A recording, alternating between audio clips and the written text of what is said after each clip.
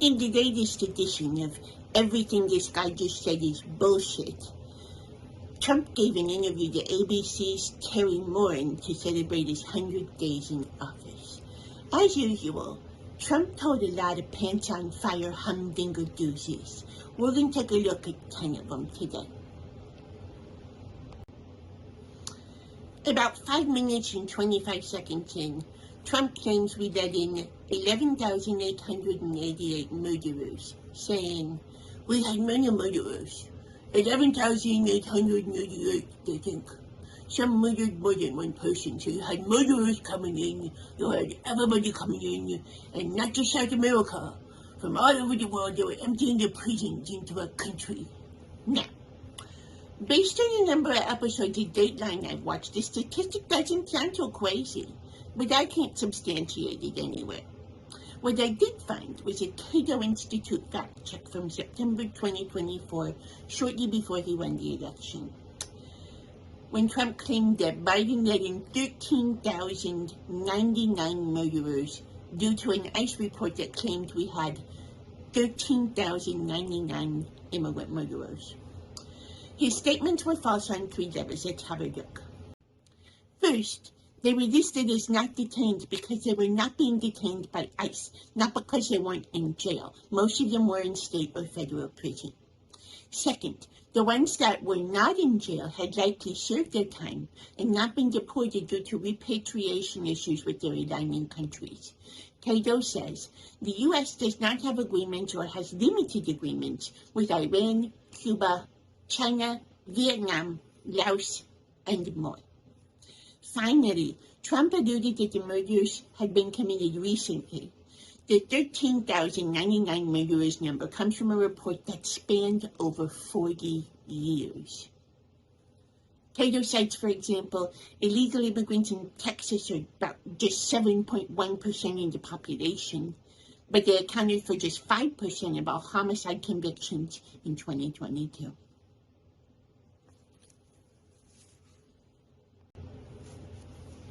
A few moments later, Trump claims that egg prices are down by about 87%. Now, I hate to be a petty mayonnaise, but no, they're not. Anyone who's been to Kroger's recently will tell you they're not. But for this fact check, we're going to go to the BBC. I'm going to read this one in a British accent. Okay, here we go. The U.S. President also spoke about the cost of eggs, a concern for many U.S. consumers. I'm not doing so good at this. Yeah, maybe just use your regular voice. Okay. The U.S. President also spoke about the cost of eggs, a concern for many U.S. consumers due to an ongoing bird flu outbreak, and said, since I took office, the cost of eggs is down 87%. This claim is false. The average national price for consumers of a dozen large birthday eggs when Trump entered office in January was about $4.95. This rose to a record high of around $6.23 per dozen in March, according to the latest available figures. The White House has pointed to wholesale egg prices as evidence of the improvement. Wholesale prices have gone down since Trump took office, but only by about 52%, from $6.55 for a dozen large white eggs in January to $3.15 in the past week, according to the U.S. Department of Agriculture, which means we're being gained by the wholesalers.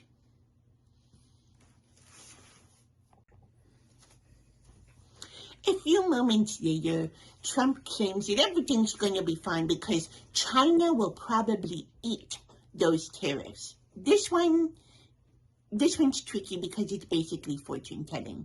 No one can say what China will or won't eat, but it's very telling that the very next day, reports arose that Bezos and company at Amazon were considering listing tariff prices on their R9 marketplace. They have since denied it since our bully-in-chief called and chewed them out. Further, an article yesterday in The Guardian reports on a local Pittsburgh brewery that's been preparing for their tariffs. The CEO says, for the first time as a company in operation going on 15 years, we've started to get explicit emails that say, on this existing order, you're now going to see a 30%, then 130% increase. She further says their Chinese-made custom beer tap handles are sitting at the customs while they negotiate the price with the supplier, and that they'll continue to stay there.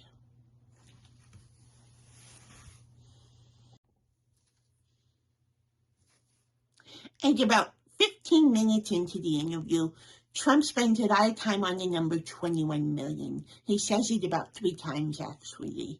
The claim is ostensibly that 21 million undocumented migrants entered the country under Biden. Thanks again to the Brits for this fact check. BBC reports as of September 2024, there have been about 10 million total border encounters in the 4 years Biden was in office, 8 million of them at the southern border. Does this mean Biden let 10 million in? No. This number counts all encounters, meaning some will have been returned to their countries of origin, and many will have even tried again. So that number could be counting the same individual multiple times. Additionally, if you Google how many undocumented immigrants are in the U.S., you'll get a number of different answers. I've seen as low as 9 million, but as high as 13 million. But Pew Research says it's about 11 million, citing most recent data up to 2022, and the Department of Homeland Security agrees with them. 11 million total. Why do these numbers vary so much? Great question. I'm glad you asked that. Every one of these 11 million cases is a human person with extenuating circumstances. For example, if you Google, was Kilmer Abrego Garcia in the country legally? You won't get a cut and dry answer because there isn't one. It's up to the courts to decide their status and hear their case. But my point is, Garcia entered the country in 2011, 9 years before Biden took office. But we'll get to him in a minute. I want to talk about the courts next. 17 minutes and 8 seconds in, Trump responds to Terry Moran's question about due process, saying, they get whatever my lawyer says. Now, I'm going to do my best Trump impersonation here when I say, wrong. They get what's in the Constitution. Here's the full Fifth Amendment. No person shall be held to answer for a capital or otherwise infamous crime unless on the presentment or indictment of a grand jury, except in cases arising in land or naval forces or in the militia when in actual service in time of war or public danger. Nor shall any person be subject for the same offense to be twice put to jeopardy of life or limb, nor shall be compelled in any criminal case to be a witness against himself, nor be deprived of life, liberty, or property without due process of law, nor shall private property be taken for public use without just compensation. That's the full Fifth Amendment of the Constitution. As I pointed out earlier, due process means the court decides. So further, they don't get what your lawyer says, Mr. President. They get what the Supreme Court says. And even though Trump is trying hard as he can to say the 900 ruling doesn't say that, all 9 judges, including the 3 President Trump himself appointed, agreed that he must facilitate Abrego Garcia's return from the concentration camp Secot.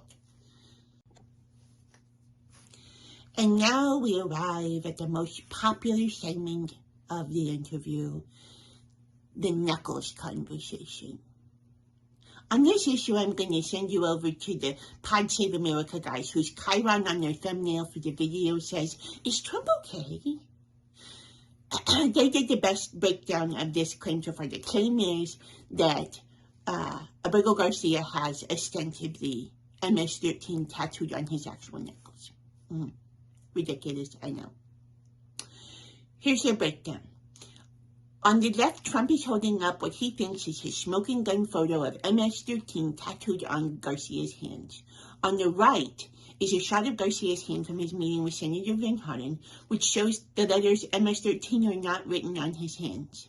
Those letters were photoshopped by what Tommy Vitor says is right-wing influencers who were trying to use the Photoshop to illustrate that they think the marijuana leaf on his pointer finger stood for M, the smiley face on his middle finger stood for S, the cross on his ring finger stood for 1, and the skull on his pinky stood for 3. Now, I'm not just relying on podcasters here. Even the Wall Street Journal, bastion of conservative reporting though it may be, declares Trump's image was photoshopped. And Forbes has said that claims that the symbols on Garcia's hands stand for MS-13 came from social media users. They also cited a University of Nevada professor who spoke with gang members that declared those symbols are not MS-13.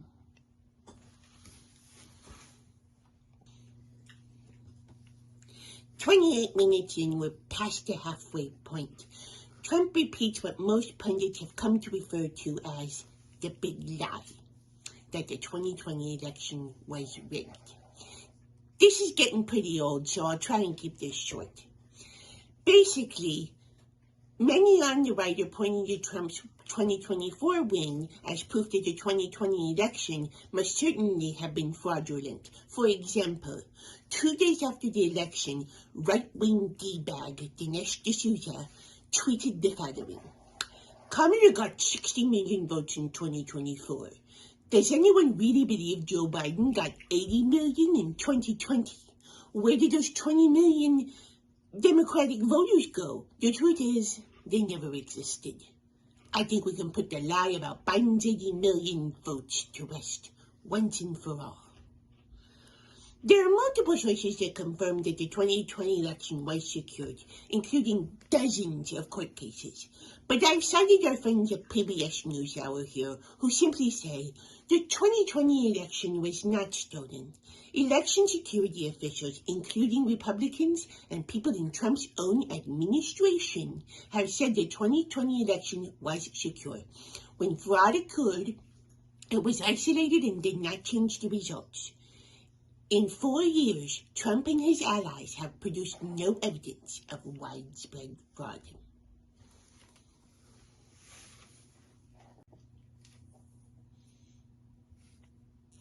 At the 30-minute mark, the president claims that DOGE has already saved $150 billion.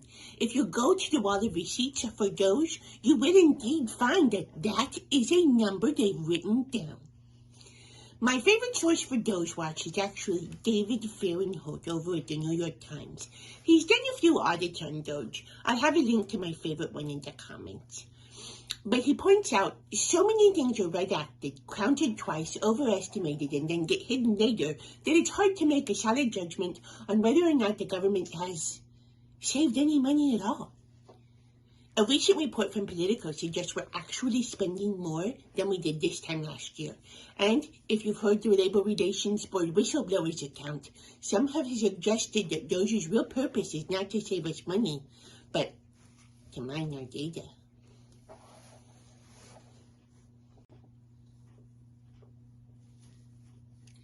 "37 minutes in, Trump derides Biden's use of an AUTOPEN, an automatic signing machine, to sign documents. This is a common Trump obsession. Multiple sources, including his former aide Cliff Sims, wrote in his autobiography how much Trump loves signing documents with his big boy Sharpie. So the idea that a president would use an AUTOPEN has always been something that he has balked at. For this, we go to the OG fact-checker Snopes, who finds that, yes, Biden did occasionally use an AUTOPEN, though not to the extent Trump claims he did. They also state that AUTOPENs have been in use for several presidencies, all the way back to Thomas Jefferson.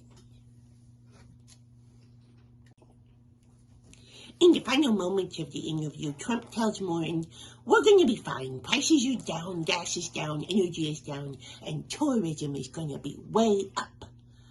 They have another tense back and forth as Terry claims our current tourism numbers don't look so good. Here's a look from the New York Times. "I'm not sure why we're seeing such a surge from Argentina. That's strange, but the biggest red flag is Canada."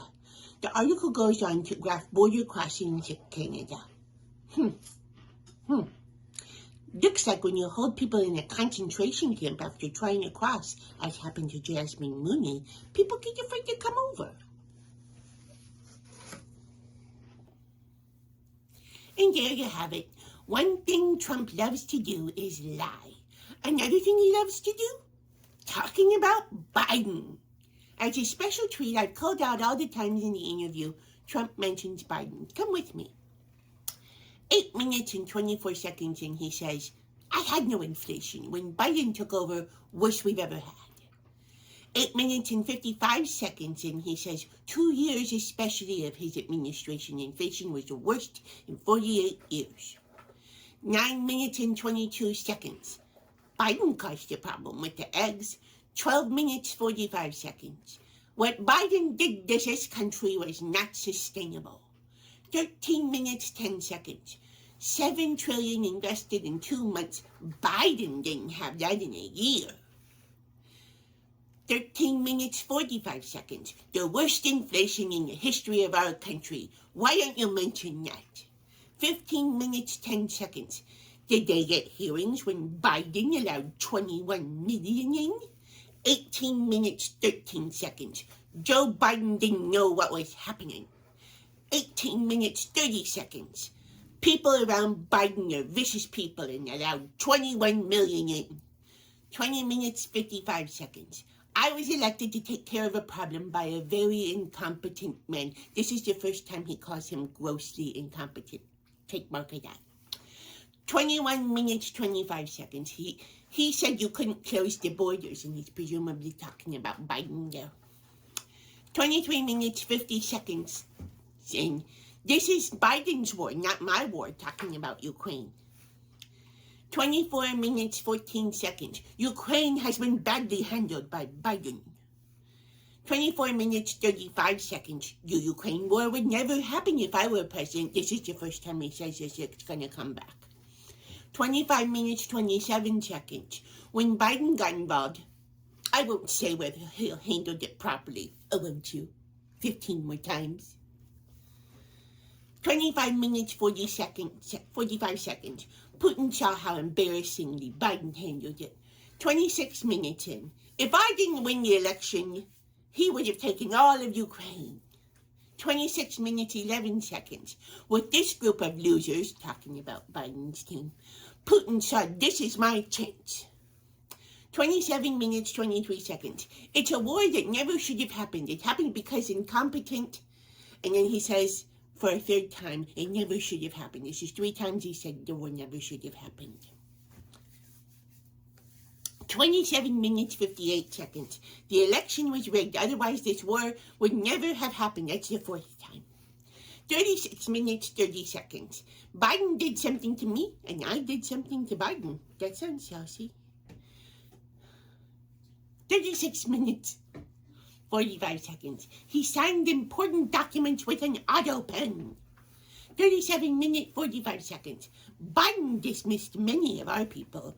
38 minutes, 53 seconds. Biden couldn't walk up or downstairs. He says for the 2nd time that he's grossly incompetent. 39 minutes, 45 seconds in. Biden was grossly incompetent. He says this for the 3rd time. Then he repeats that the election was rigged and how he never should have been there. And that's how we round it out. He mentioned Biden 25 times in a 40-minute interview. If we were in the 9th grade, his friends would start accusing him of having a crush on Biden. And that about does it for the Poppycock Fact Check, but I'm sure there will be more. We here at the Poppycast strongly believe that facts matter and will continue to keep our eyes out for more bullshit. We'll keep you posted.